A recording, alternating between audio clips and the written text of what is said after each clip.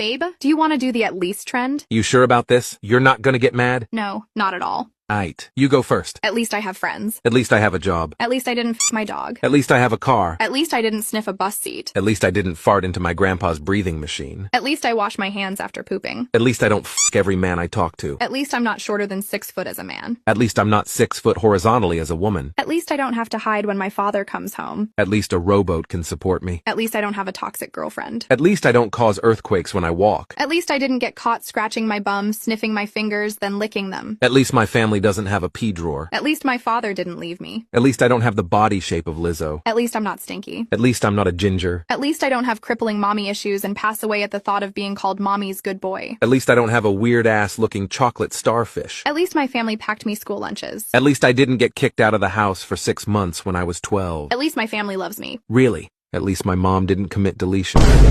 At least my father didn't go back to rehab 4 times, and each time he'd promise me that he would get better.